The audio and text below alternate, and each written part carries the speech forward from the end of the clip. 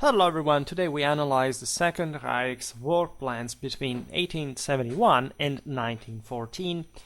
Last spring I made a video about the Freikorps, which I introduced the Schlieffen plan and in general, framing that specific video topic within the general plans of the German military before the war, how these were politically handled in the sense of course, Clausewitzian subordination of war to politics. And some of you asked me, we would like to hear something more comprehensive about the thing, what you think about this so-called Schlieffen plan that famously, and as we will see today, was eventually modified before the outbreak of the war to fix part of its issues. There's been a debate post World War I, of course, regarding the opportunity of such change, and I will especially discuss this at the end of this video. And I think it's very important to discuss this topic, of course, starting from the Franco-Prussian War, from the general European balance of power that was more or less grounded by the rise of a unified Germany. As a matter of fact, it's the strongest power in Europe with all the consequences of the case. So for basic literacy, I will be addressing now war plans. Right, so we're talking strategy, which is a purely military exercise. Of course, we will address the political mandate behind this, but we, first of all, never really talked about 19th century Prussia and Germany. So it's all a broader context that we'll have to discuss further as far as properly the directives of these strategic plans were concerned. So what, of course, constitutes, for example, an offensive or defensive plan that, as we will see now, in fact does switch in these plans between 1871 and 1914, is not directly corresponding to a concept of political offensive or defense. Not necessarily, at least. And we will see how. This is very crucial because from one side there is the strictly military analysis of the viability of these plans and their likelihood of success, but at the same time these were sort of standard plans to a degree that would only partially in or approximately adapt to the political circumstances. That's why they would change over time, not just because warfare was changing and the relation of these various powers were changing. And of course, there is a broader link here also with our World War I videos, because obviously we know that practically every nation involved in the war, especially at the outbreak of the same, had not essentially contemplated the outcome, of in fact a protracted warfare along especially the lines it would, also reflecting that strategical, in very different ways from that strategical projection, and that Germany was sort of the prior engine of, right? Not just because it was the greatest power, but because in the very center of Europe, surrounded by enemies, breaking this encirclement and passing on to offensive in order to knock one of the major foes out of the war before all these forces would be able, in fact, to coalesce and fundamentally strangle the country. And this is, again, an immediately strategic assessment that does not, of course, account for German policy at large, that had also been, of course, quite aggressive in many ways towards this other countries that were aggressive in their turn. So I'm not going to discuss the latter part. We'll see this in other videos. It's more like a history of politics than a military one.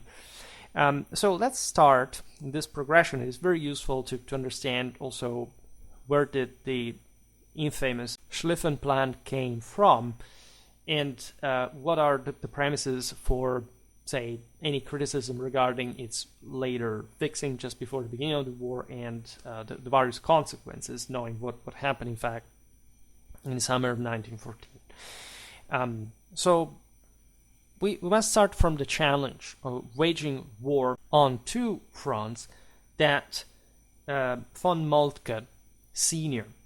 first outlined as the German military strategy followed from essentially 1871 to 1891. I have more videos incoming, by the way, on Prussian warfare in the 19th century. This is actually Schwerpunkt's obvious aim. Like, I spent several years molding the channel before introducing even the very concept of Schwerpunkt, looking at 19th century Prussia. We talked von Clausewitz a lot, in spite of the fact that most people who subscribe do not even know what I've been doing over the years yet on here. Nevertheless, you know that Germany was coming from unified Germany at this point from a very specific, say, exploit that is not just the one of sheer, say, numerical quantitative force. There is, of course, a very specific historical, political, and cultural background to this. The Sonderweg has been sort of mythologized in this regard, and of course, the Clausewitzian doctrine, teachings that are at this point in history put into action by the devoted, say, followers of the same Prussian, genius in military theory, the greatest in the history of mankind. Admittedly, if anything, because of what he did, has never been surpassed insofar, nor anyone, especially like those who pretend to criticize the Clausewitzian thought, really have ever even set the premises to be able to surpass, if that is even something that needs to be surpassed.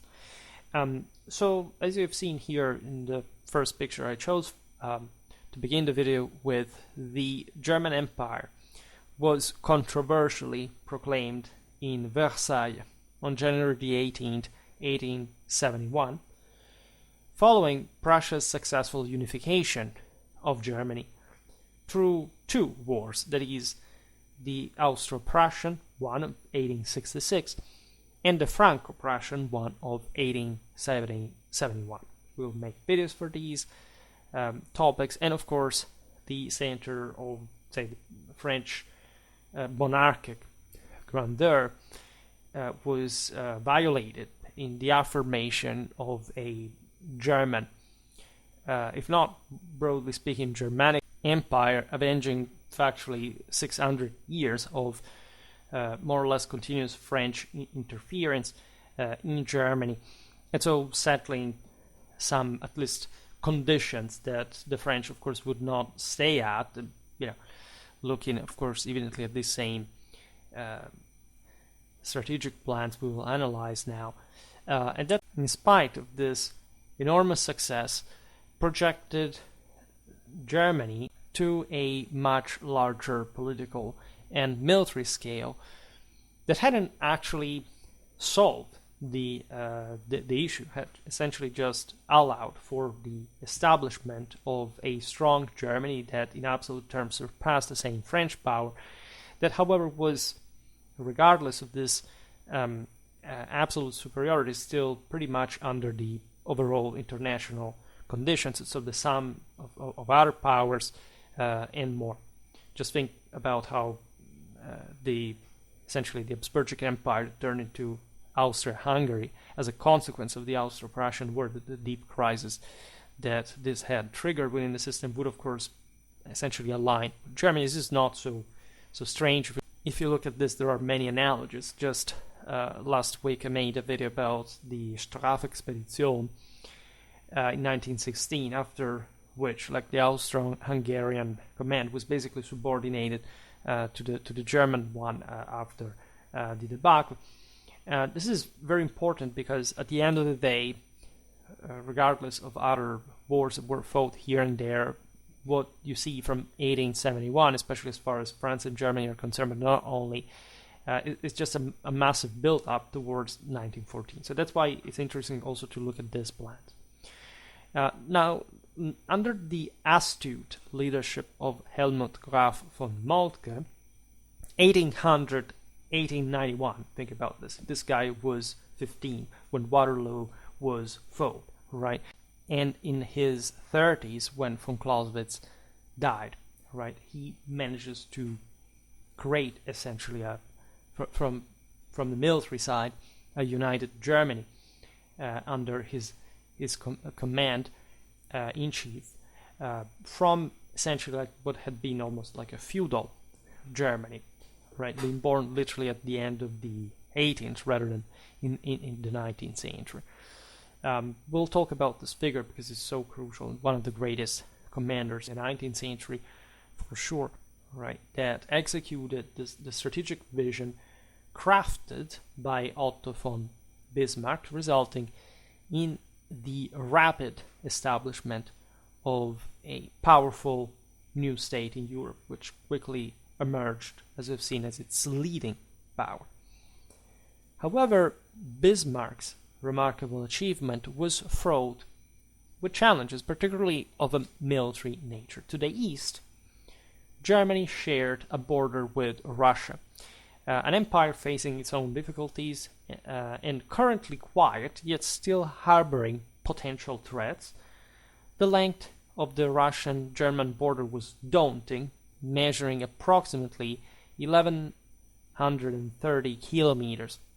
And its geographic configuration was unfavorable for Germany because, as you know, the Polish territories held by Russia at the time jutted into southern East Prussia, rendering it more vulnerable to isolation. Essentially, the Russians could have cut through the Baltic and isolating some of the major centers of the Second Reich that were, as you know, concentrated more than in Brandenburg, northeast Germany, and East Prussia.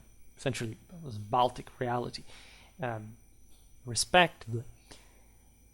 And to the west, Germany was flanked by its perennial adversary, France, which, as we've seen, resentful after its defeat in 1870-71, was eager for revenge, the revanchism.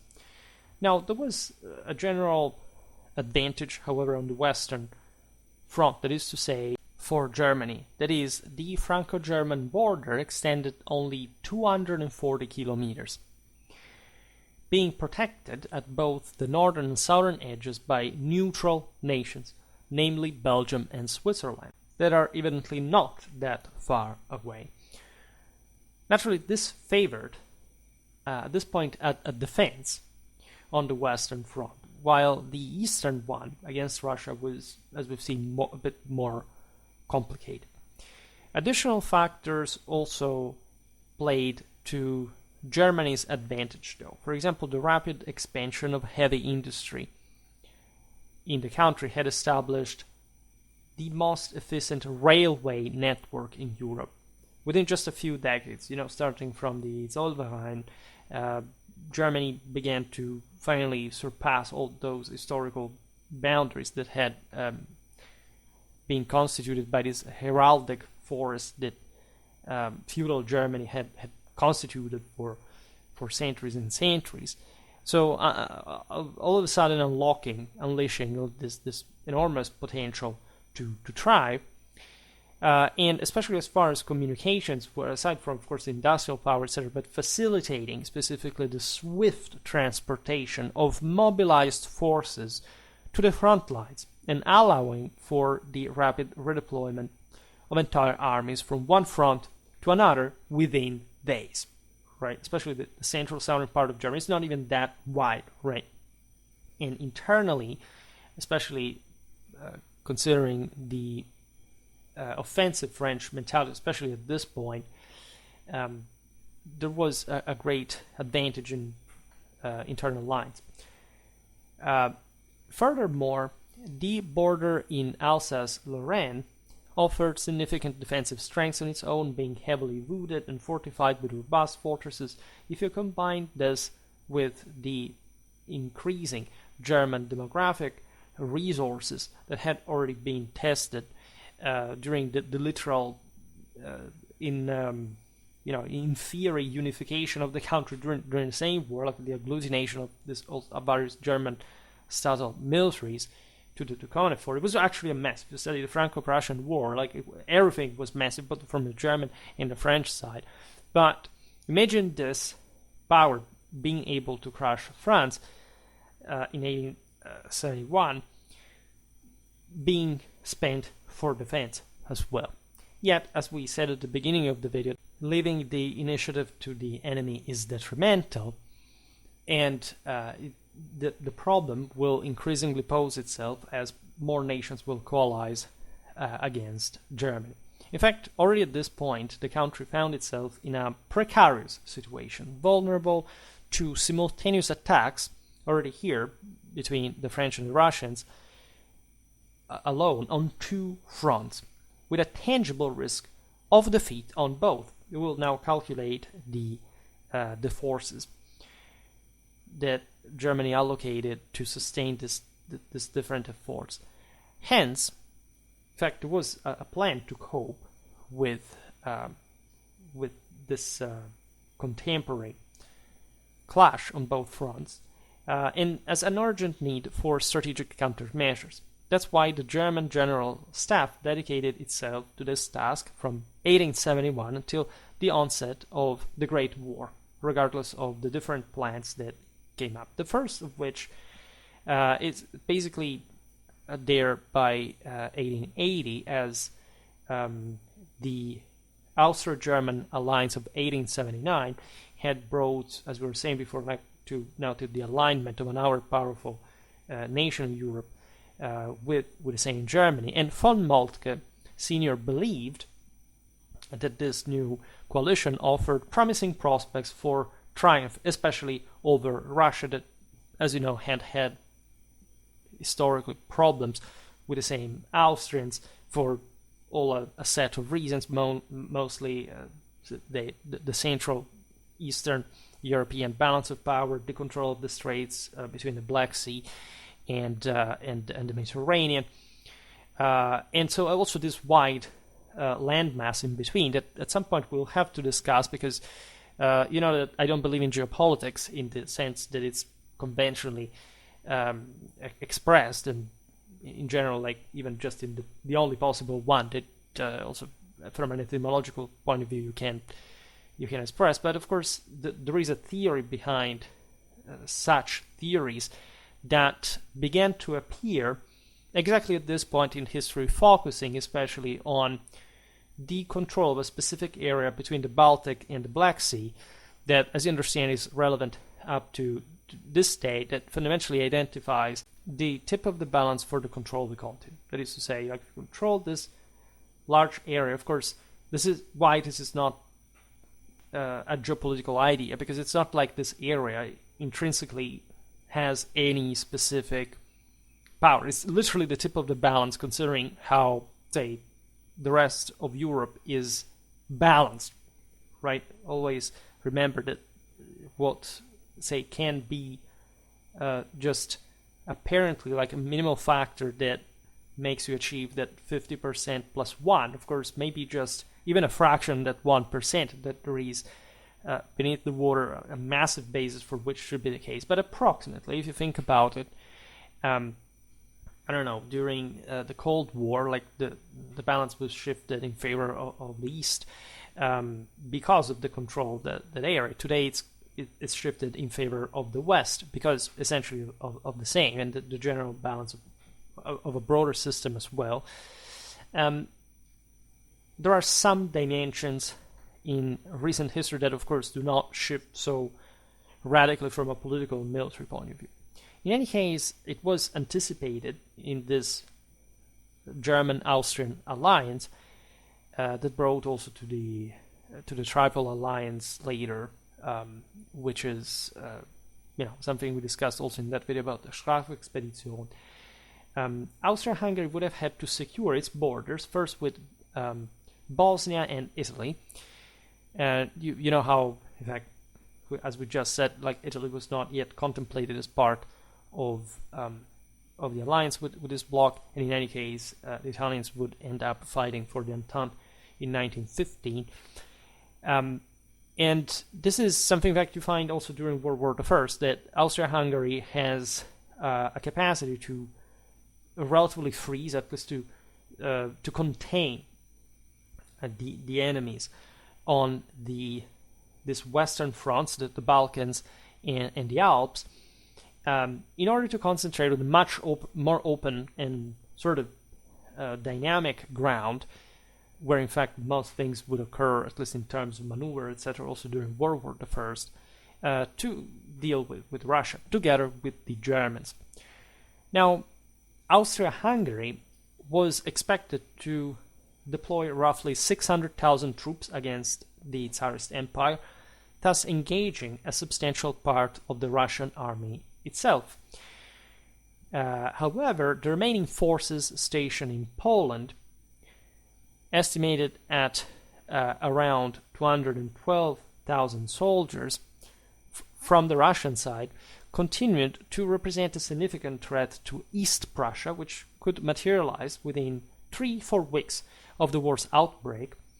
The estimate time frame needed for the Tsarist army's mobilization, that there is all this calculation, especially sort of frustrated by the fact that eventually 1914 would turn things into a much more positional warfare than expected. Actually, the Eastern Front would remain way more and actually dynamic in general compared to the West, but it was also in many ways a war of position, etc. And much of these strategic plans were calculated with almost mathematical precision, on the basis, of course, not just of the military potential, but how in the time frame within which this could be mobilized, which was also much more susceptible, as we'll see now, to change. You couldn't really and simply predict how long it would take actually to accomplish this mobilization. We'll see it also for how the broader Schlieffen plan came, for example, to contemplate and to regulate proper, in fact, the Italian and the Austro-Hungarian cooperation in 1940, which was sort of absurd because there were being two fleets that basically both brought the names of heroes and commanders that had defeated one another at some point, and that would have had to cooperate against the French Navy. It was a monstrous one. 2 land troops in Saint-Tropez, rising up the Rhone Valley, all for essentially assisting the Germans in Alsace, etc. So, the paradox of overcomplication, that was just frustrated by the fact that Italy wouldn't even enter the war for a year. And so you understand how delicate actually the Clausewitzian connection here really is. When we look at von Moltke Sr., we'll realize now that his plan was somehow accurate because it's also some decades in advance compared to 1914, so it doesn't matter how railroads had facilitated troops' movements, etc. There was a sound understanding of what were the capabilities at the times of the various militaries. And there's a very balanced distribution of forces intended essentially to cope with an enemy with relatively balanced odds, but in the right strategic direction. So I'll sum things up very simply. This is 1880. Essentially, the Germans had on the 2 fronts, respectively, the following armies. It is to say, a total of 3 on the French border, constituted respectively by 4, 4, and 2, so a total of 10 corps. The first army had 1 division in reserve, the second 2, the third 1. The first army had 2 cavalry divisions, the second 1 and the third 1. So the distribution was here, like you should see it better with a map. Understand it's better to tell the total overall rather than the individual strength. Let's say 200, because better understand the plan better now. For a total of 294,000 infantry, 20,600 cavalry, and a total of 1065 cannons. Right on the Eastern Front, contemporarily, so the Germans had other 3 armies for a total of 9 corps altogether, 5 divisions in reserve, 6 cavalry divisions. It should be pointed out that the Third Army actually had cavalry brigade attached. So this would make a total of 315,000 infantry, 35,700 cavalry, and a total of 1122 cannons. You see, there is essentially more or less a balance between the two, because France is actually more dangerous, but again the Germans have an important defensive advantage on the Western Front, and they have to mostly cope with the Russians, together with a pretty unexpectedly at least large amount of Austro-Hungarian troops to be fighting against the same Tsarist Empire, right? So essentially on the Eastern Front you have, more in detail, the First Army to gather along the border between East Prussia and Russia. Let's get, especially in this theater on the Eastern Front, a bit more in depth, because you have the First Army having to gather along the border between East Prussia and Russia with the goal of establishing a defensive position, pinning the enemy forces there. In contrast, so this, remember, is the force that has to prevent that longitudinal corridor, right, in the northern part of the empire to be cut by the Russians through, like, up to the Baltic. In contrast, the Second and Third Armies were to deploy along the southern Prussian border with Poland, that, remember, does not even exist as a country at this point. It's under Russia at large, and in Prussia there is also an Austro-Hungarian chunk, but essentially the center is Warsaw is one of the few industrialized parts of Eastern Europe. That is exactly the objective of this Second and Third Armies from the north, right? In other words, this was a pincer movement that had to be stopping essentially or freezing, essentially isolating, paralyzing the main forces that the Tsarist army would have had gathered in the Polish capital, which would have been finally and completely encircled with the support of the Austro-Hungarian army advancing from the south, so that Prussia does not get cut in half, and the bulk of the Russian forces is basically contained, at least within Warsaw. Now, on the Western Front, von Moltke's strategy revolved around instead a system of deep defense, employing 2 parallel defensive lines. The first anchored at Metz and the second position 30 kilometers further back.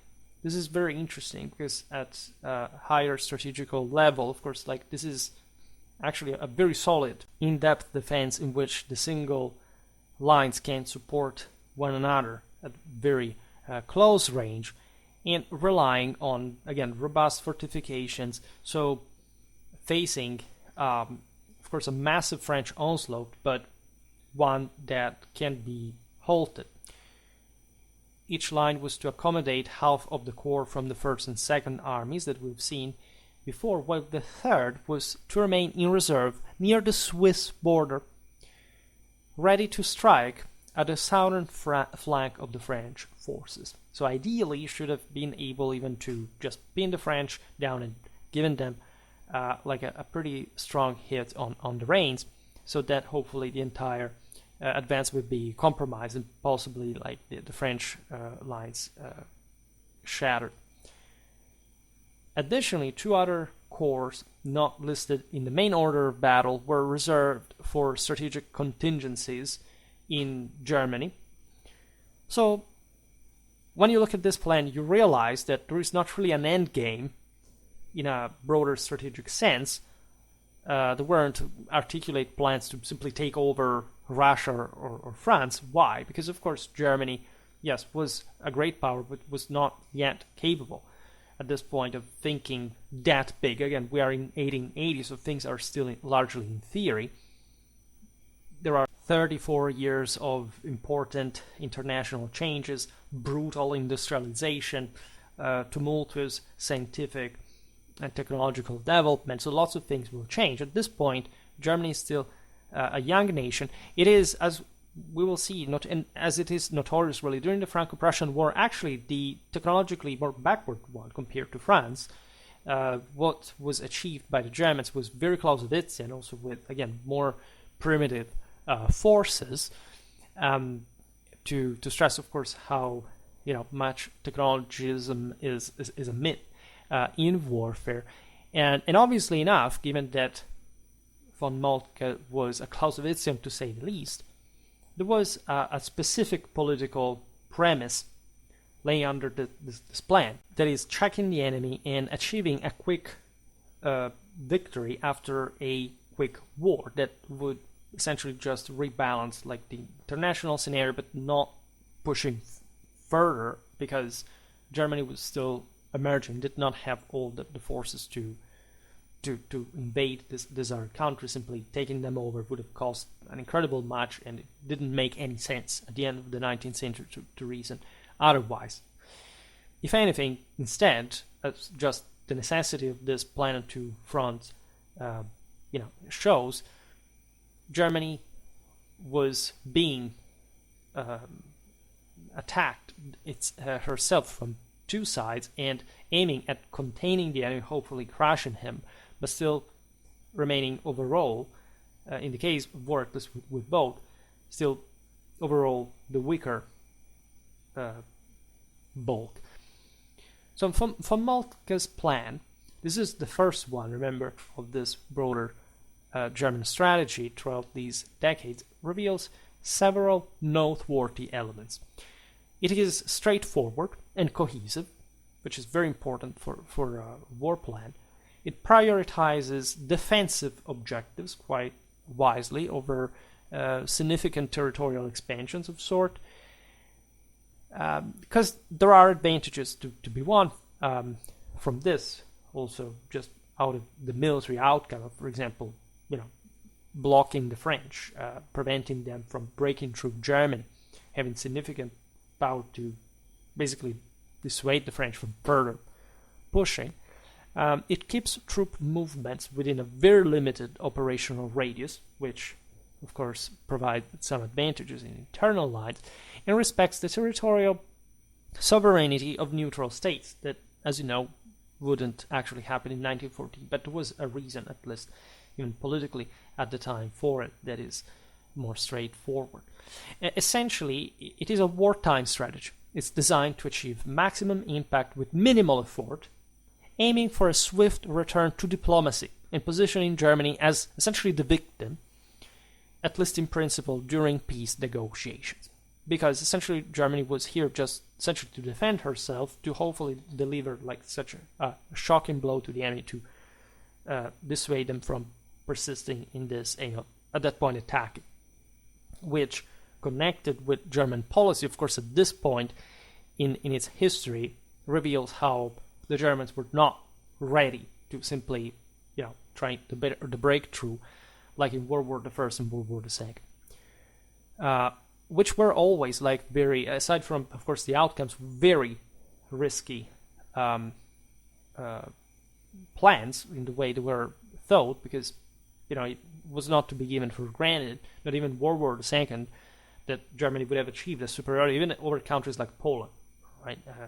And so it's actually even more important in hindsight to understand how war is a gamble in many ways. Now, this approach, as we've seen in 1880, was a prudent strategy that von Waldersee, von Moltke's successor, initially followed, though it was ultimately superseded by von Schlieffen's plan that was rendered necessary, at least as a new plan whatsoever, by the new international balance of power that entailed also much more aggressively and expansionistically mature Germany that now was being countered by a larger array of foes. Right? So Alfred von Schlieffen's last words on his deathbed were notoriously "Macht mir den rechten Flügel stark." That is to say, make the right wing strong for me. Alfred von Schlieffen, 1833-1913. It's interesting to look at the lifetime of these individuals to understand what they had gone through. Of course, this was the generation that had witnessed also, somehow, but he wouldn't arrive to World War I as he died, in fact, 1 year before. But this was one of those guys who had really seen the unification of Germany happening. As you know, the general German command at the beginning of World War I was made of people who had seen, it was old men at that point, the German victory at Sedan. We were talking about it from the other side just the other day in the video about Charles de Gaulle.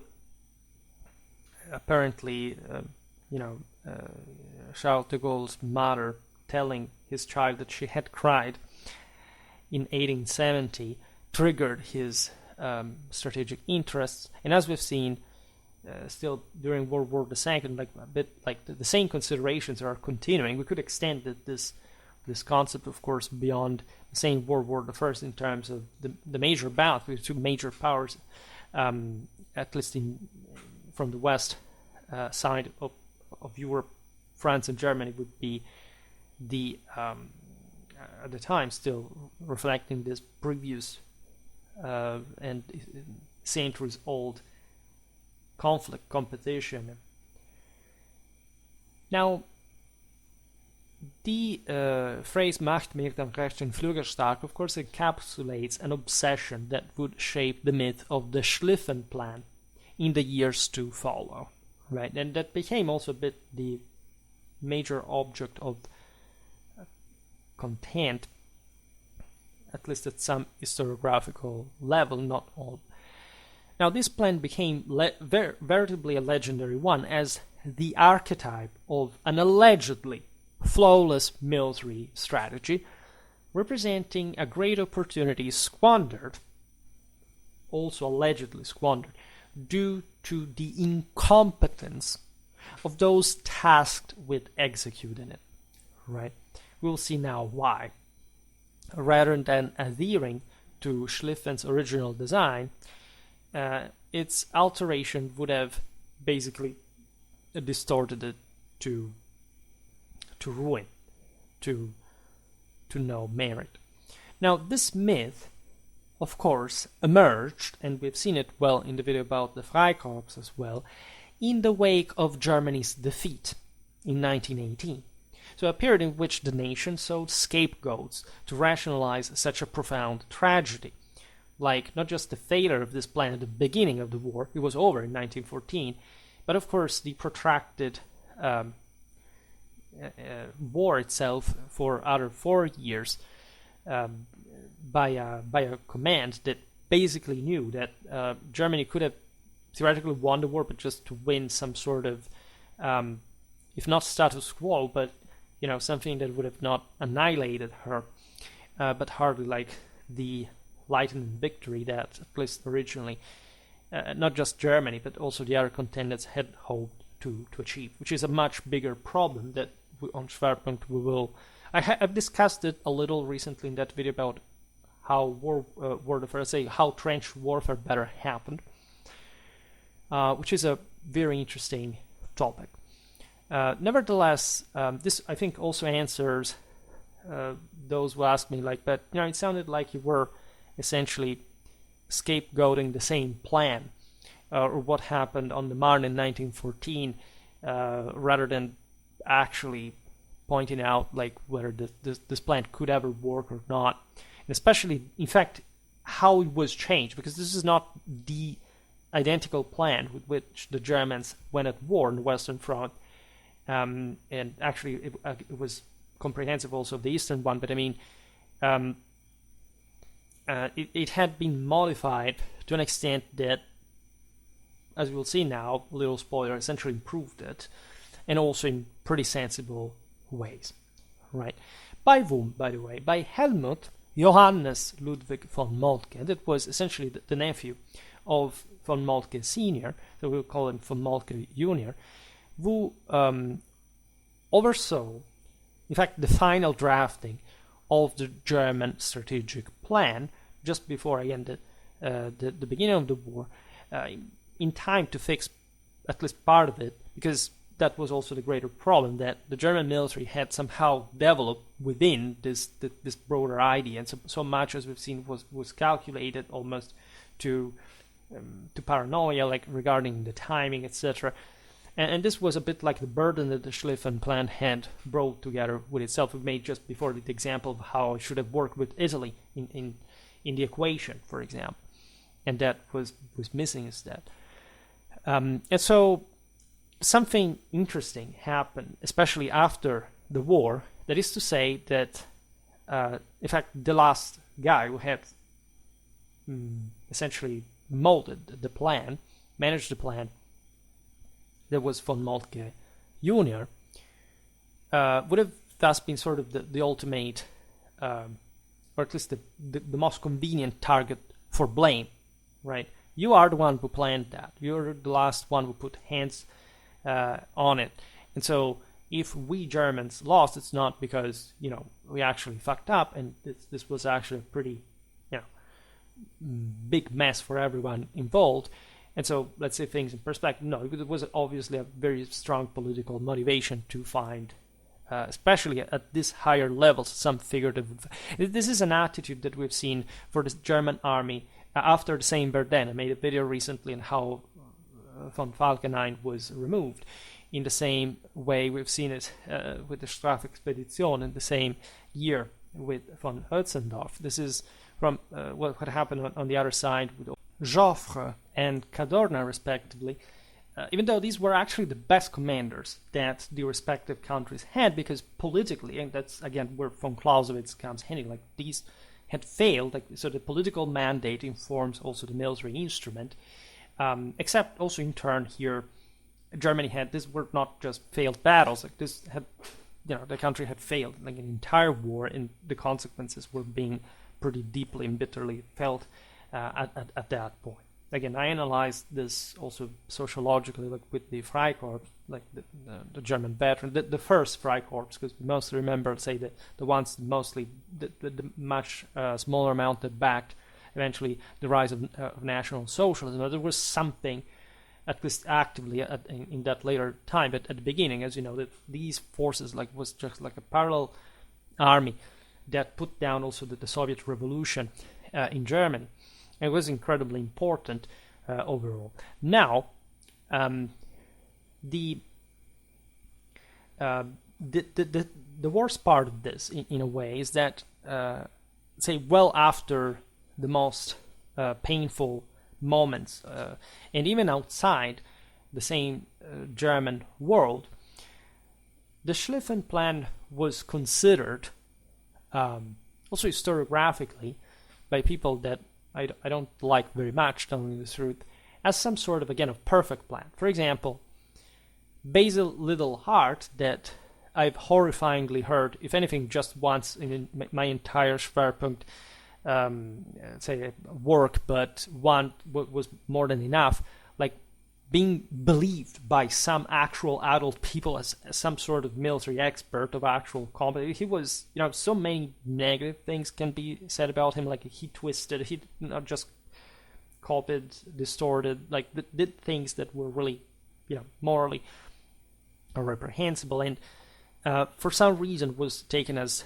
an example of some sort of great military historical narrative that, if anything, just disqualifies those who support it. In fact, Littlehart, in his History of the First World War, is filled with accolades for the Schlieffen Plan, while largely dismissing the changes that Moltke Jr. made. In truth, of course, this is a big topic. It's much bigger than the very simple introduction I present today. which is just like knowing the ABC of the story. Then, of course, there is a lot behind it. It is true in a sense that the criticism, like, this still could go in different ways. It's not just the German plan, it's also the reaction of the other power. Yeah, but of course history went in a specific direction, and here we are not just criticizing the way that this plan failed overall, but in fact attributing the right, say, responsibility to the various commanders that essentially prepared it, right? And when you look at what von Moltke Jr. did in his plan, you realize that the latter was the only viable option available at the time, right? Which, of course, was not meant to guarantee it to be a foolproof strategy, especially because it could not really be changed more than much from the original Schlieffen plan, and also because of the general mess that World War I was unpredictably about to turn into, where, of course, you can find doctrinal responsibilities, the fact that there had been a general blindness, or at least some obvious, I would say, impossibility in prediction of how everything would have gone, which should have, and this is where it's not much a military issue, it's like a political one, right? It's not that much that these countries failed at military planning. They failed in a broader moral, political, and cultural sense. I'm talking about all the contendants in the war, meaning that at least for what they hoped to achieve in the beginning, like things turned out in such a dramatically different way. And so this war, as a clash of moral forces between gigantic powers, massive industrial forces, and like a veritable mass society, must be understood in the mentality, in the beliefs, and the general temper of the time, which is a much bigger task that, it's not just like the military historians that has, from his side, a lot of things to look at. The realities of warfare introduced numerous unpredictable variables, and no plan was meant to be complete foolproof, right? Nobody ever went at war in those times by thinking that their plan was perfect and so there was no other way but to win. No, right? They knew that. And so one must, if anything, understand what went wrong with the plans, especially when they were enacted, right?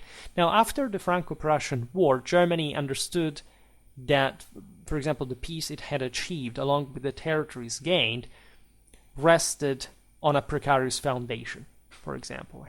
Hence we entered the political. For example, France was certain to seek revenge, right? There is this narrative, this notion that, the Germans would have been sort of the super race at the end of the day, and so their power was irresistible, which is, but for some reason, in the same way of scapegoating the same Germans did at the end of the war, things did not go as planned, and many people think that this was actually such a great pity. Again, I somehow denounce a very bizarre idea, especially existing apparently in British scholarship nowadays, whereby half of the actual experts on the field they're not actually making much history, they're simply saying, Britain should have not entered the war. Because after all, Germany in World War I was not like World War II. They weren't evil, they weren't doing bad things, and so maybe just a quicker war, like the defeat of France, would have not really been a problem for Britain later. This is, I don't know what kind of insanity lays. This is not about ideology. This is actually power struggle, right? Let's leave aside the fact that Britain had always historically intervened on the continent exactly to prevent what the Germans were trying to do in 1914. But the mere idea that, these people were essentially just a bunch of fools that were going at war for no reason is a very complicated story that has gained a great traction among, especially a populistic section of the masses, whereby there's a conspiracy behind this, and whereby also the military plan becomes just the ultimate, yes, they were competent in some way, so something else must have happened. The unpredictability of warfare is not just normal, but the way countries keep fighting against one another, even in such a bloodbath, monumental one, like World War I, is obviously dictated by the will of the people to fight, right? These people were not betrayed. These people were not backstabbed. They weren't like they fought and won or lost, depending on who they were, in a massive struggle that they deeply believed in very suprematistic terms, that may have been different, and of course, they were different also throughout the same war, but also obviously from the one of World War II, but not in a meaningful way at the basis of that, right? It's not like particular ideologies did not exist, in 1914 as opposed to 1939. In the core essence of the same. And this is not even so important because, again, some of these ideologies were specifically more shared, in fact, also by other powers in the same clash of 1914. There are some people are starting to forget how much like agency there is in here, and so it's not just like a strange dice rolling that brought to World War I and its outcome, etc. There's a very specific will of very specific countries and governments and peoples as such, because without them you can't do it, that pursued very specific ideologies that sometimes you think, like, I identify with that kind of good old will to go to war for your country. And yeah, that may be true, even though I doubt, morally speaking, you to have the temper of somebody who lived at the beginning of the of the 20th century. But the truth is that you're just projecting your own most lack of faith, of belief, of any other, broader cultural background that those people had so simply ingrained at the time. That today you're whining because you're scared of war. For those people, it wasn't really a thing. This has nothing even to do with nuclear weapons, or how strange it may sound. This has to do with the fact that people had a completely different relation to life and death at the time that you simply have stopped realizing because nobody from your family, from the school, from university, from whatever, has ever told you it even existed, right?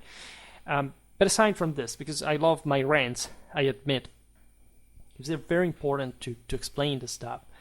In any case, why did first of all Germany needed a new plan from the time of Moltke Sr, Waldersee, into the Schlieffen one? Because of course, and this is also the point of the rant, as time passed, the situation in Europe had, and not only had, become increasingly complicated, to say the least. So, the Greater Germany, at this point, under the Kaiser Wilhelm II, faced rising hostility throughout the Old World, leaving it virtually encircled, right? It was not just about the French in the West and the Russians in the East. It was also Britain with her Royal Navy to challenge Germany at sea in the north, like threatening the connections with the colonies. And of course, the role of Germany was the one of, as we said at the beginning, either breaking through or ending up choked, right? Given also the increasingly industrial nature of the home front, the domestic front, that required ever more resources. And so the entire point is, if we go at war in this situation, we have to be the ones who break through the encirclement, preemptively even. That's why they technically started the war, even though the mechanism, of course, for going at war was, as we've seen, all measured in synchrony with the other countries' capacities of mobilization, so everybody was moving anyway.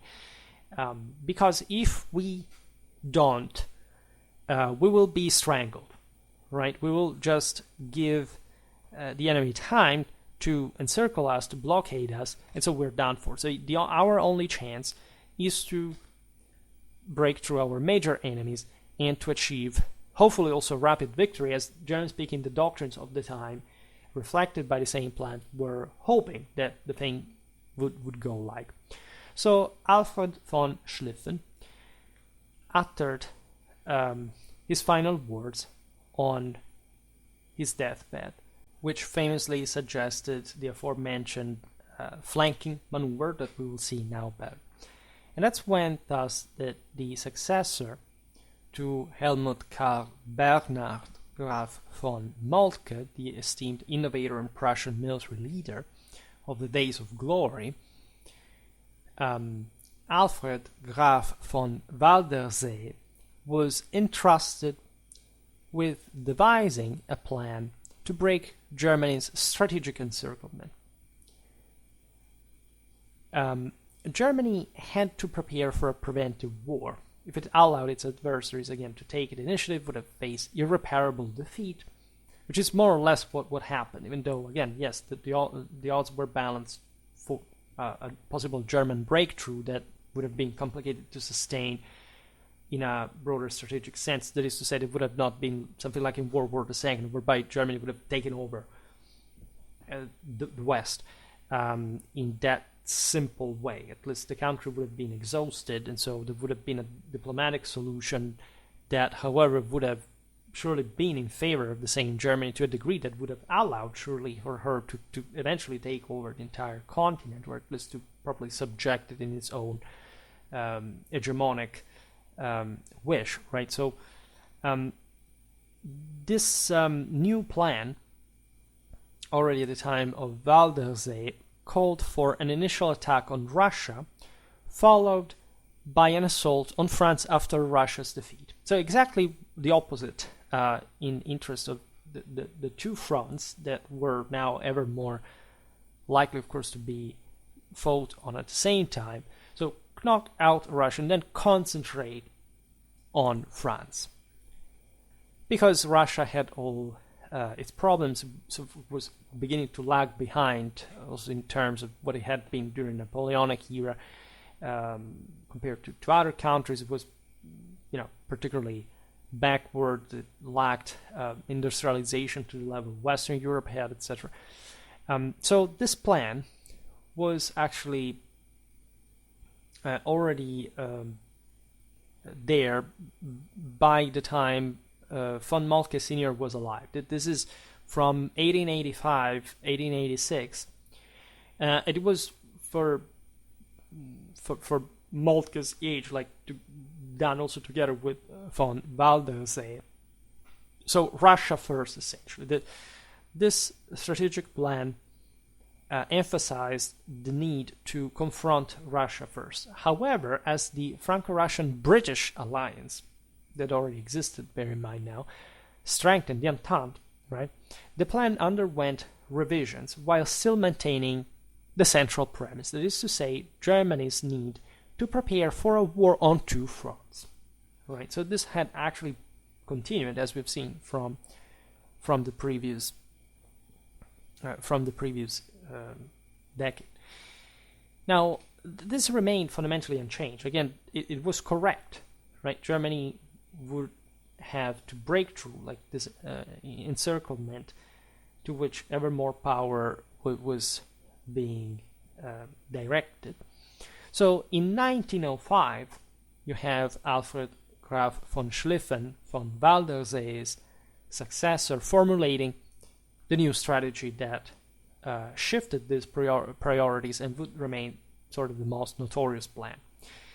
A plan that called for the German armies to initially focus their force on France instead than Russia, right? With which, instead, a largely defensive stance was to be adopted, because Russia was at this point not nearly as threatening as France as it had been in 1880.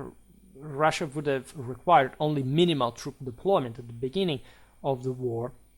And this shift, this abrupt shift, also took into account the slower pace, in fact, of Russian mobilization at that point compared to the more industrialized Western countries, as it was estimated specifically to take between 6 to 8 weeks. As you'll see now, this would actually be a mistake, because Russia had massive problems, but it was still, of course, nobody could predict how even that front could simply go, right? Probably not even the Germans expected how successfully it would go during World War I. And so you have Schlieffen's plan in 1905 that invents this new concept of a massive attack on the French left, passing through Holland and Belgium. Now, this plan proposed a concentrated attack. Consider the dates here. Like, the dates is not normal. Think about the Russo-Japanese War. There is a reason for these dates, right? So Russia is understood to be weaker than it's seen. So the Germans are ever less concerned about it, and they rightfully shift against France, their first effort, like knocking France essentially out of the war as quickly as possible, and then finishing off like the various opponents. The Schlieffen plan proposed a concentrated attack targeting only the right flank. Because this was not just the right as the right flank of the Western Front for Germany. It was the right flank also as Germany looking towards the south. And so the right flank is France. Left wing is Russia. Nevertheless, this strategy envisioned a single major offensive that would breach the neutrality of the Netherlands, allowing for the establishment of a long rotating front centered around the fortress of Metz, that, as we've seen, was the cornerstone of the German defense within the German Empire at that point. These were the lands that, as you know, were taken from France together with Alsace, etc., in 1871. The plan included the objective of having the last German soldier on the right side making ideally contact with the English Channel, like with literally the sleeve in the water of the Manche. And it essentially anticipated that France would be defeated within 42 days. Right? Remember, this was not just about the Germans. Every country here thought that things would get over quickly. At least the Germans, the Austro-Hungarians, were more confident that this would be the case because, again, Germany was the bigger guy, and so they were more convinced that a breakthrough was feasible, whereas powers like France, Britain, Russia were a bit more cautious, and they would have, if anything, just to absorb the hit. But this was not to be given for granted. At least this is what we know, because the same German plan devised by Schlieffen actually still thought that the French would have actually invaded Germany, which is actually one weakness of the plan that was sort of being given for granted to an extent. I will explain now how, right? But it's intuitive. Essentially, by concentrating so many forces on the right and essentially, subtracting them to the center, the French, unless, prepared, like also in their case, to meet with the Germans on France's left, would have had somehow an easy time to break through Germany, which was actually something that the Schlieffen plan had contemplated and even wanted, in a sense.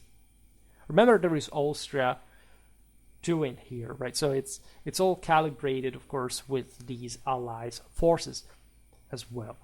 So much that, as we've seen, there were also some Austro-Hungarian and Italian ones to spare, ideally for the Mediterranean attack in southern France by sea. Again, something extremely, fabulous in wishful thinking, really.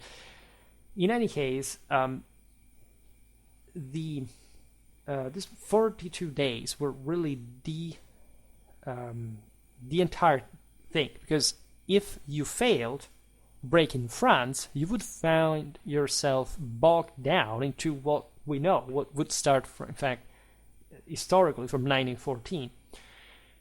And Schlieffen's plan was so meticulous, right? So very meticulous. Every day assigned a specific objective for the German army to achieve, which is something very naive, considering also just like by Clausewitzian culture how many things will certainly go astray.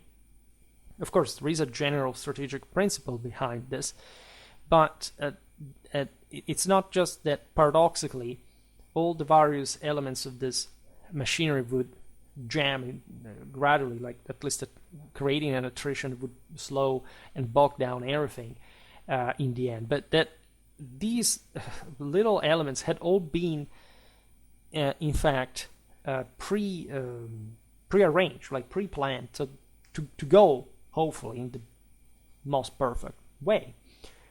And if you won over France in 42 days, it was over, because with France out of combat, like, it's over. Like, the continental hegemony is achieved. Like, the British cannot do more than much. The Russians, as we've seen, are actually, pretty, now also deprive themselves of major general support, etc. This is all before the war. Again, remember that Schlieffen was not even there to see this. So this really was a big deal. The Germans would have had to pass through the Netherlands, Belgium. Essentially by August the 23rd, they would have entered France.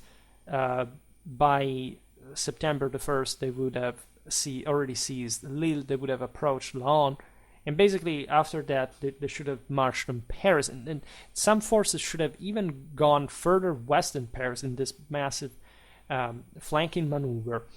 So even attacking the French center from the rear, from within the same French heartland. That's something, again, insane. There are plenty of maps of course, this plan that I also inserted, especially towards the end. Everybody has seen at a point.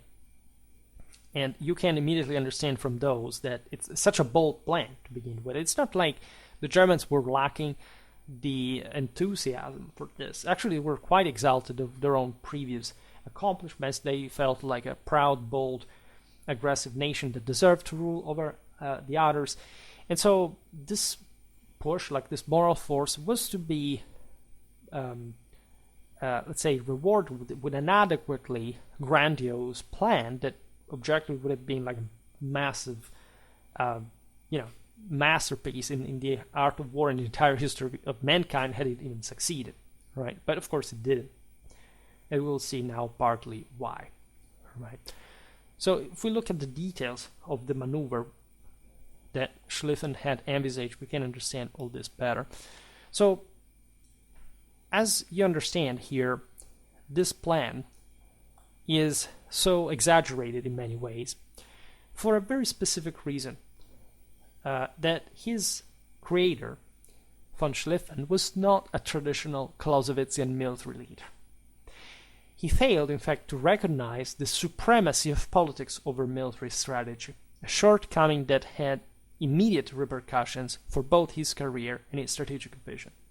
It's as if he had thought that there was a single demiurge behind armies, and that basically a state could simply make these armies do whatever he wanted, and that there would have not been any major issue or some other interference. The soldiers, again, this is all the mentality of pre-World War I that was still maintained. The soldiers had just to obey, had to attack frontally any position. They had to never back down, never to duck, just to attack so aggressively. Especially the French-German clash was seen as something like Furor Gallicus versus Furor Germanicus. There was a lot of ethno-anthropological and nationally racial ethos to that, with some interesting issues that we've seen also in the eventual remolding of the doctrine, just in a functional way from a military point of view, just after some weeks since the beginning of the war, but that basically inverted this moral, cultural, political mentality of what the soldiers had to be, which is actually the most crippling aspect of World War I. Not the devastating losses per se, but the notion that just by having failed, you had basically demotivated and dispirited the troops that now also even wanted to fight, but were now subordinated to things like artillery, even just strategically speaking. It's something not different from Bolshevik ideology, where the means of production are superior to people. nevertheless, just a year after the plan was drafted, remember 1905, Kaiser Wilhelm II dismissed von Schlieffen, exactly because this plan seemed too exaggerated. It was already understood at the time. That's when von Moltke Jr. is appointed as Schlieffen's successor in 1906. Now, despite his removal, von Schlieffen continued to refine his strategy. That's where, again, he died, saying, reinforce the right. He was in fact captivated by the Battle of Cannae. There is a monstrous video that was recently uploaded on the topic that I'm not even going to address. I'm very tempted to do so, but just people thinking to redraw the Battle of Cannae or just making things like everything you knew about Cannae was wrong, except the actual meaning of the video is, battle diagrams in secondary literature may be imprecise. Well, I think we didn't need a genius playing with video games to understand that, nevertheless. Now, if you know what I'm talking about, that's good. Otherwise, don't worry, everything's fine. Now, von Schlieffen was particularly fixated with Cannae, that he studied in depth, seeking inspiration. I will make a video about Cannae, multiple ones, telling the truth, because it's such an important topic that deserves much more. Indeed, Schlieffen determined thus that while the main assault would still come from the right flank, the left one was crucial for drawing the French army into German territory. This is the conclusion that he thought would have occurred. Like, this maneuver would essentially expose the French forces to a counterattack from the south, effectively trapping them. Because remember, there were still some forces in the south that could, say, create a flank attack, some sort of ambush. So actually this is not much of a Cannae per se. Yes, because in theory, like, at least depending on how the French would react. Because from one side, the French were to literally enter Germany, which is also one of the reasons why Schlieffen was sort of delusional in that from that political side, because how do you justify that? And will even the French bait for that? But in any case, the left could, the German left, once, let's say, the right had entered France, and possibly the French would have rushed to block it, could have attacked France, and so making this pincer movement. It's all, as you understand, extremely daring, but in its unpredictability. Like, not daring because it's such a genial plan, but you can't see all the issues with it, of course, in advance, especially through a sound, Clausewitzian logic that, of course, the Prussians, the Germans, did not lack at the time. So this is what brought Schlieffen to present another plan in 1912, even though he was not really there to enforce it, whereby 54 divisions organized into 5 armies would advance on the right flank, so passing again through the Netherlands, Belgium, etc., while only 8 divisions arranged in 2 armies would defend the front to the south. This is where literally Schlieffen's idea was that radical, we observed, because he was prepared to allow the enemy to occupy German territory, even in the east against the Russians, in order to,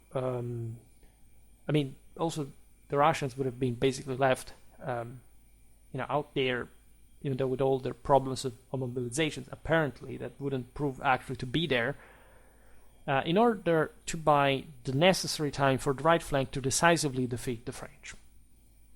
Which is also kind of strange, because if you have an idea of how big strategic forces operate, the balances are very level, and you can't even just hide that. Like, the enemy knows more or less what you're doing, the largest the forces are.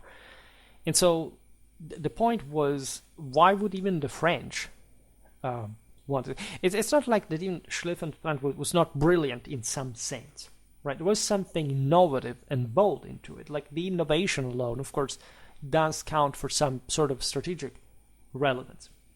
But it carried significant risks that were not simply to be around, because at the end of the day, what you're thinking to do here is hopefully catching the enemy by surprise.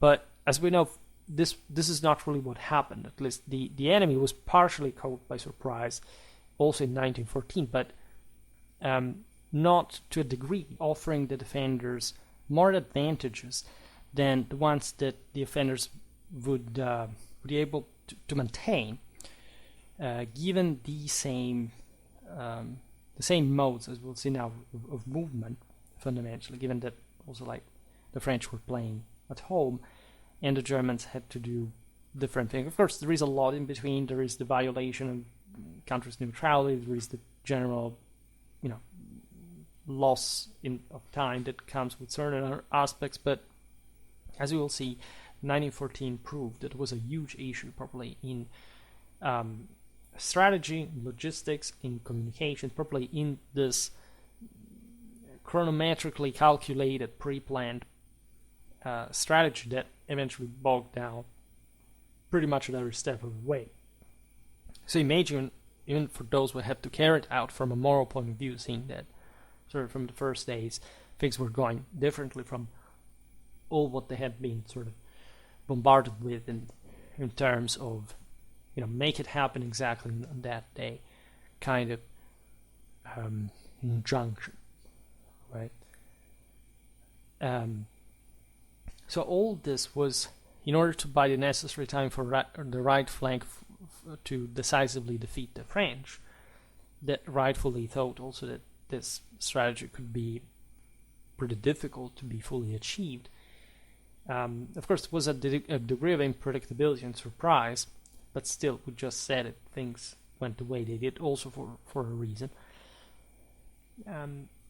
The French inclination towards defensive tactics likely fueled von Schlieffen's optimism. This is yet another aspect of the doctrinal shortcomings of World War I informing, in this case, a strategic plan. The fact that the French simply, marched into Germany, but again, was it really guaranteed that the French would interpret the war in alignment with German intentions? And even just so, even if they had spotted like an opportunity in that invasion, would they have really pursued that, especially considering what was happening on their left?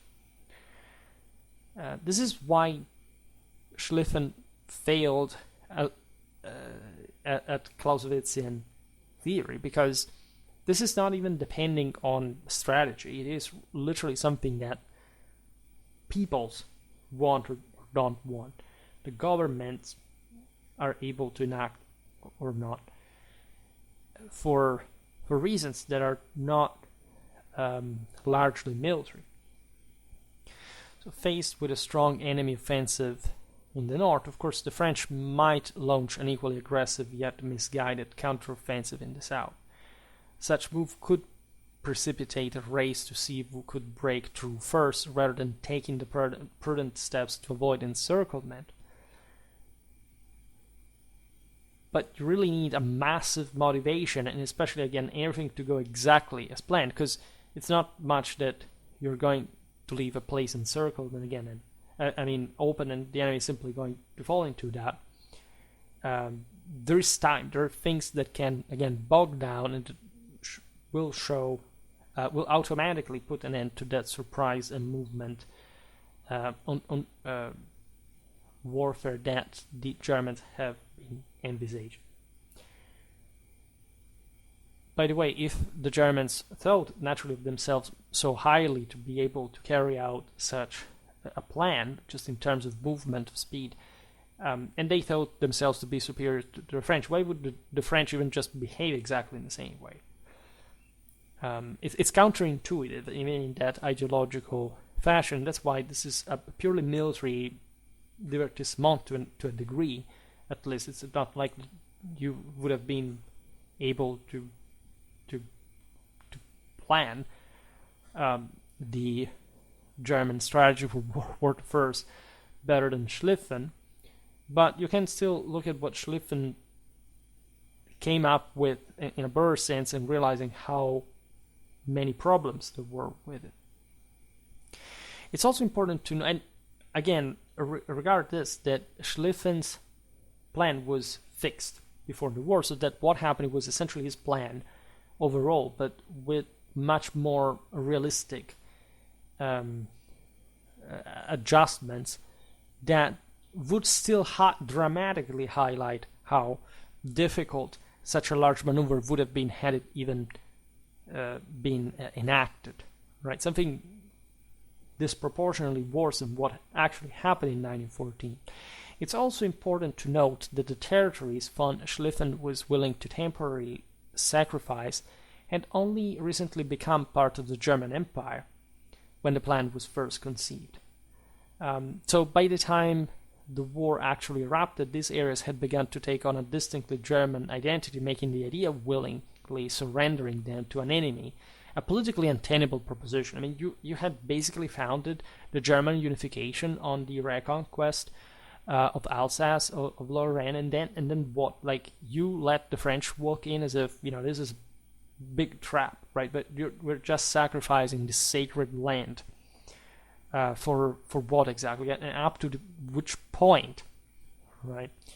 This would have not been acceptable, even just in a way that would have brought even the same officers to partially disobey this because of different convictions that would have also motivated them to fight better otherwise.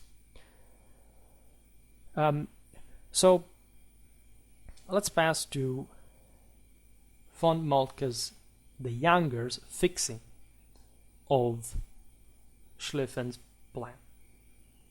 1914. It's as late as 1914. And it's a concept respecting actually Dutch neutrality and strengthening the defensive left flank, right? So as you know, here you see there is less than before. Schlieffen's plan had brought for the violation probably of the Netherlands and Belgium. That, as we'll see now, was unnecessary also because Holland would really help the German war effort through the ports that were to be controlled in a way or another, so you didn't have to trigger the Dutch. And this idea of having a narrower, a weaker left in Germany was also countered, like more forces were actually given to this defensive left flank. But as you understand, the fundamentals are there. I mean, France has to be attacked first and Russia second, and still in theory, yes, the French have to attack into Germany, where the Germans would have defended. So von Moltke's revisions strengthened the right wing's assault to 56 divisions and bolstered the left wing with an additional 16 divisions. This is interesting because there was also like a general fate in the fact that, of course, the right would have to outflank at least the French. And so a lot of hope was placed on that. That's why we call this the Schlieffen plan, even though it was von Moltke's, because at the end of the day it's the same plan, but it was just readjusted, rebalanced with more sort of realistic aims. Right? The forces on the right were instructed to concentrate in a narrow corridor, though, now, because the neutrality of the Netherlands did not have to be breached. Right? The Germans had decided this to preserve access to Dutch ports, which provided Germany with essential raw materials. Right? So the Germans, as you know, had an important naval force, but this would not be enough to break through the Royal Navy blockade during the war. So it was a sort of, there were major confrontations, as you know, but eventually the Germans remained boxed with the relatively narrow, in fact, opening to the sea, in a sort of pretty complicated one. especially with the Royal Navy outside, but not only. And so the Netherlands were really needed to have some sort of, hopefully, like a continuous help from the outer side, whichever could become. That would naturally shrink dramatically during the war. Now, many respected scholars even have criticized von Moltke Jr.'s plan for altering von Schlieffen's original one. But telling the truth, this criticism is largely unfounded. Right? While adopting von Schlieffen's strategy may have allowed German forces to cover a broader territory, enabling a more effective use of their numerical advantage, the logistical challenges would not have lessened. On the contrary, they would have intensified due to the increased distances and units being spread out. We know this because we know what happened in 1914. It was the same plan, right? But with sort of a lesser curve, basically, and much less land to be covered into, again, foreign territory with an enormous force. And so there, the logistical issues that led to only partial success and ultimately the failure of von Moltke's approach would have caused von Schlieffen's plan to fail even bigger time. We really have to frame the picture here. At the time, supply trains relied on horse-drawn transport. I mean, even Operation Barbarossa was actually carried out on horse transport, right? Forget the Bewegungskrieg and the armored component. The actual army, the wolf, still in 1941, was that primitive, right? Imagine 1914. Really, again, we see that this war as a big deal for how it transformed itself, but it's literally like these guys are coming not from a Napoleonic mindset, as people tend a bit too superficially to stress, but still from a type of war that has never been seen in that way, and it still is believing that this is going to be over soon, in essentially a month and a half, like knocking out a major power like France that quickly. An enormous confidence, right? That is also fueled by, again, look at how the Germans did that in a very different way and with much more straightforward clash against the French in the 70s of the 19th century. But now, fueled by the sense of, again, industrial power, this increased the land, reinforced Germany, a lot of propaganda, a lot of nationalism, that should have, in fact, procured the moral forces necessary to achieve this. Right? But this is exactly the point. If the horse-drawn transports struggled under the lighter burdens of von Moltke's strategy, you can't imagine what would have occurred with von Schlieffen's plan. Actually, right, von Moltke improved the plan, because imagine all that German force literally like proceeding a much larger area. They would have never even reached properly whatever they had to reach from the other side. They would have bogged down in between. They would have not been able to gather forces where the French would have concentrated their own, actually even increasing like the disadvantage to the Germans, because they're like, it's as if the French would have reinforced even better, quicker, without the concentrated pressure they received, say, at the Battle of the Marne, First Marne, and even sort of at least dealt with this German units coming through, of course, different lines of advance in detail, piecemeal, right? And so a heavier strain like the one envisaged by Schlieffen would have compromised the entire system instead much sooner, and actually with much greater risk for Germany as a whole, because now we know how things went, and of course they would have gone in a similar way, but France could have had there the opportunity to even gain more in the first months of the war, and so complicating further the situation for Germany, even just from a moral standpoint. That was so important in those early months.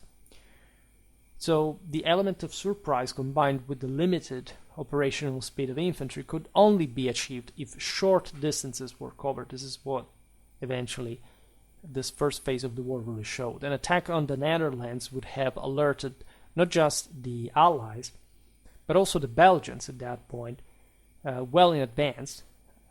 This is what, again, Schlieffen had envisaged. And the Belgians, as you know, even mounted a much stronger resistance than von Schlieffen had anticipated. Terrible things happen, as you know, and this resilience would have, however, been even more pronounced had this plan been fully executed. Belgium was a big deal because, you know, what happened there by the Germans, together with eventually like the bombings in Britain, etc. Like, it really shows what the Germans were made of. And it's a major moral issue. Like, do you, even as the British, just going back to the previous rant, like, but what would you do? Would you leave this nations to be steamrolled in front of you without doing anything about it? Now, the German military had a remarkable aptitude for flanking maneuvers. This is also true. Like, the Germans were, in many ways, the only ones who had cultivated the necessary military culture to emphasize this. In many ways, it was due also to the fact that their country was meant to fight on these great open plains in Central Europe. And so there's a lot there just in the way, of course, the Prussian military theory had evolved through von Clausewitz, his adepts, and so on. And of course, combined arms tactics and strategies are really important in the picture. The Germans were particularly good at the level of larger formations. This is something you will see continuing during World War II, right? Only the German military could carry out Barbarossa, for example, regardless of the failure of the broader campaign, but just the operation per se. Just no other country had the prerequisites for that. This was just now part properly of the German, the Prussian military DNA, right? And there was also a great deal, notoriously, of autonomy, of confidence entrusted to the officers, even at the company and platoon levels, right? So that was I was pointing to before regarding how the frustration that eventually the Germans suffered in many ways because of the restraints posed by the war, by this also continuous like planning and restraint of the troops that in many ways wanted, regardless again the populistic whinery that lesser people make, wanted to fight, wanted to kill, as the others wanted, by the way, from the other side. The Germans were very loaded. And that, so it was morally crippling to find themselves eventually in the mud of the trenches after all this had been promised from the brilliant Prussian military culture.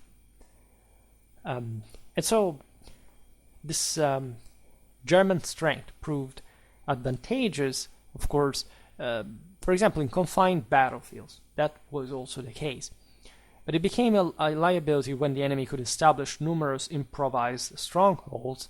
That is what, in fact, World War I, trench warfare, was essentially to manifest, and quite quickly, into, right? And that's why Schlieffen plan would have been disastrous, and that's why you would actually see even this to a smaller scale at the beginning of the real war, because this fragmentation transformed coordinated operations into a series of challenging episodes for higher command to manage or micromanage, which you may not even have the time to. This is very important. Like, strategic decisions must rely on a degree of autonomy that, however, when it's so interdependent on a bigger plan and not actually on the initiative of individual chunks that can do whatever they want, or at least, within a certain level of autonomy, you can't simply save the situation. What happened in 1914 is that, of course, machine guns and even the early armored vehicles created unexpected delays for von Moltke's forces, posing significant challenges to the precise timed maneuvers envisioned in von Schlieffen's plan. And you can imagine if the latter ideas had been fully applied. The German deployment risked descending into chaos, right, with gaps emerging between units and heightened vulnerability to local counterattacks, because now every crater could be effectively manned with a machine gun, and that's literally how trench warfare happened. Like, they began to dig into the actual, features that had been artificially created by the bombardments with such an irregular, that was also an unrecognizable terrain. That's a problem the Germans had, for example, the same degree of planning. We've seen it at Verdun, because they had bombarded the hell out of the entire landscape, so they didn't even literally orient themselves in the place, because it had literally been changed in landscape by this massively destructive force. And even the shocked French could at that point dig into fortifications, into defensive positions that would alter like the almost geometrically planned German advance. Besides, on the Eastern Front, at least it was a major surprise that alone sort of messed up the same Schlieffen plan in its 6 to 8 weeks time for Russian mobilization, and instead mobilized in just 10 days, right? And actually, yes, this was a major feat that the Russians pulled off, but this was not really what would change much, because, as you know, the first battles of the war, like the Tannenberg, the Masurian Lakes, like brought to major German victories over the Russians, and that had otherwise been somehow well organized. For example, the average Tsarist infantryman wasn't even poorly equipped, telling the truth. There were some, again, war does not function just by wishful thinking or pre-planning, right? There's no doubt that the Russians blipped up everything by themselves, like especially at Tannenberg, the Masurian Lakes, they failed due to their own missteps, right? So the Germans were good, but like the Russians were, terrible. And so it is essential to consider this, in fact, major risk that the Germans would have faced anyhow by adopting von Schlieffen's strategy in the East as well, because that, as we've seen, would have, at least in his ultimate ideas, would have subtracted even more force. It would have probably left not literally the eastern flank unguarded, but still, like, really counted just on this time, on this 6 weeks, that would have been 6 to 8, like the time of estimated Russian mobilization. That would have been enough in the lower end just to have knocked France out of the war on the Western Front, allegedly, through a flanking maneuver.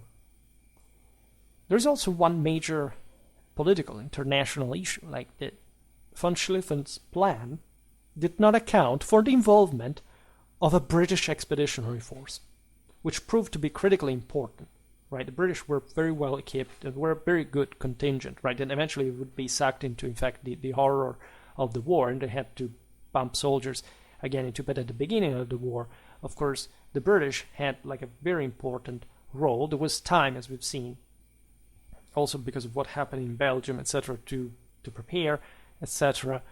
Without mentioning that, again, the aforementioned Italian contingent in the Vosges that should have arrived from, together with also some Austro-Hungarian forces from the Rhone Valley. At least most of the force to be shipped was Italian, truly Italian and Austro-Hungarian forces. Then the Austro-Hungarians would have had to support the Germans, because remember, here the Italians are not in the equation. Actually, they are in the equation, but from the German side. So the Austro-Hungarians did not have the problems of the Alpine front. So they could have sent, actually the same Italians would have sent troops in Alsace to back the Germans, etc. So this is what like the entire flawed assumption in Schlieffen's plan rested, right? So, conclusively, von Schlieffen's plan resembled a prehistoric creature doomed to fail, much earlier and more catastrophically than the much and unfairly criticized strategy of von Moltke. Remember this, because again, there were authors that sort of began to fantasize after the war, also famous authors in the Anglo-American world that began to say, oh no, Schlieffen's plan was so great. You have in front of your eyes what happened. It was essentially the same Schlieffen's plan, right? Reducing, like that failed exactly in the contained aspects compared to the original one to a degree that would have been widely amplified by the same had it been enacted. So von Moltke the Younger made significant modifications to von Schlieffen's plans, and this decision of his proved to be wise, right? Because the Schlieffen plan was far from flawless, or even more from perfect, and even though Ludwig von Moltke was not such a great strategist like his uncle, right, he still competently recognized the deficiencies of the plan and endeavored to address them. When you look at von Moltke's plan, you realize it's really striving to contain these faults that had already been highlighted. Because it's not like the Germans had not realized that they realized that this was such an ambitious plan. I mean, the same Schlieffen did.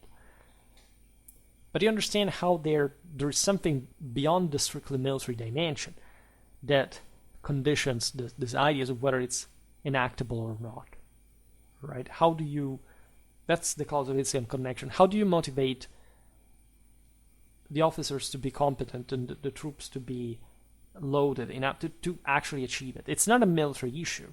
There are some things you can do about that, about discipline, about propaganda, but let's say it's largely like also political and social and more generally cultural, moral aspect. You can't really control just through planning what these troops have to do, as if it had to produce itself. Such overly stretched supply lines were obviously considered extremely daring already by the time Schlieffen proposed this plan. That's why also he was removed as a commander. And so when you realize that even von Moltke's efforts ultimately proved futile, that no strategist could effectively tackle the complex challenges of warfare in the industrial age, and you sort of come to terms with the fact that this plan was fundamentally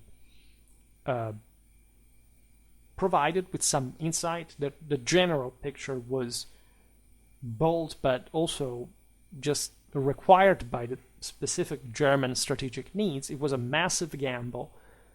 And so also to respond to those questions in the video about the Freikorps, the ultimate, let's say, feasibility of this plan was just something particularly bold since the beginning. We can actually dig a bit into it more. We will make, of course, at some point a video about, the outbreak of the war. We talk about the Battle of the Marne and more. So it's not like the Germans naturally went into battle without, a plan that made sense in a general sense, at least. And it's not like the French were not struggling to stop them.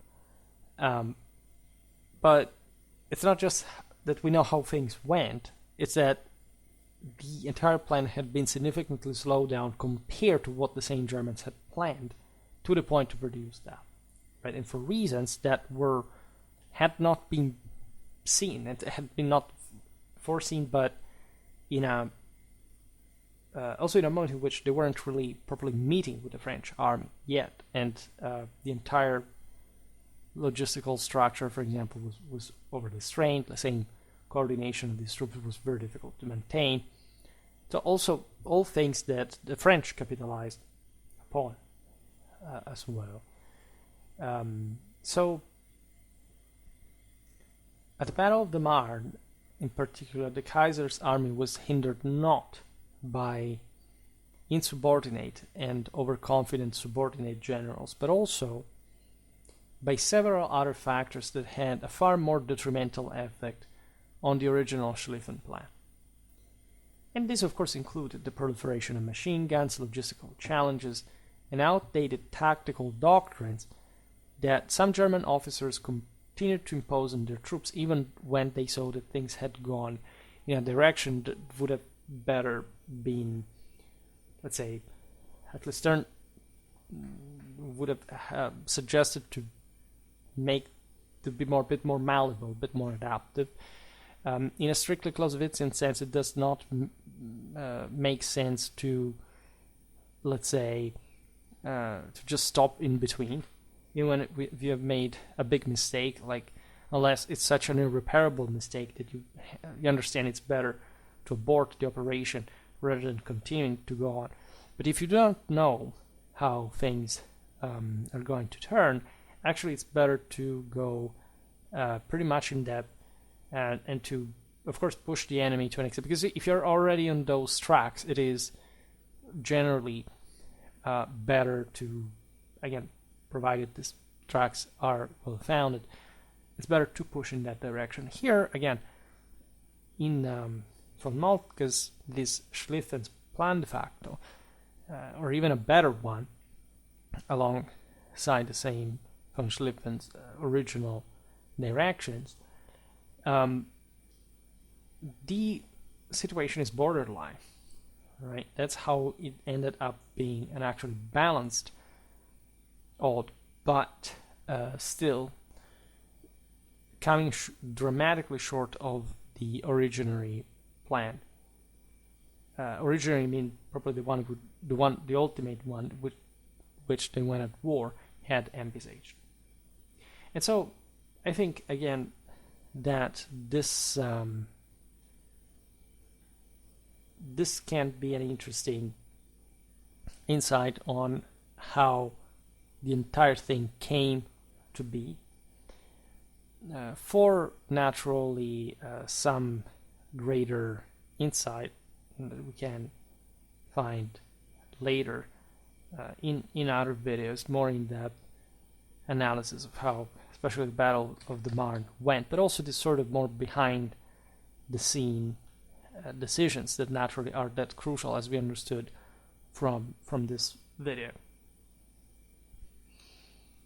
And this is just part of a broader issue that, and as you understand, encompasses so many people as well, so much time. It's not like just the episode. It's just like the sum of so much, just general in preparation towards this war, or at least something that was planned and eventually enacted in a way that produced also the same war. Right? It could have gone, in fact, differently, even at the onset of it, had things been arranged differently. And not necessarily better for the Germans, actually very difficultly better for the Germans. And so there, what would have been really the optimal solution would have been interesting to have von Moltke Sr. around to answer that question. But unfortunately, that's what it was. And we will see like other shortcomings. I'm preparing other videos on some other very important strategic failures that, however, also helped in other circumstances to save other situations. This was, unfortunately for the Germans, not the case. But still, of course, the rest of the war was informed by such experience. And as we'll see, this type of war in particular was not providing with very different opportunities other than the ones that fundamentally solidified and that, as we've seen in the video about the Battle of Verdun, the Battle of Trentino in 1916, same year, like especially the German Austro-Hungarian command were thinking, still from the side of those who could push, right, very hard. in front, however, much more courageous obstacles than could have ever been dreamt of only 2 years before. Right. So that's why there is a lot to say, and hopefully we will see this in sort of quite accurate detail.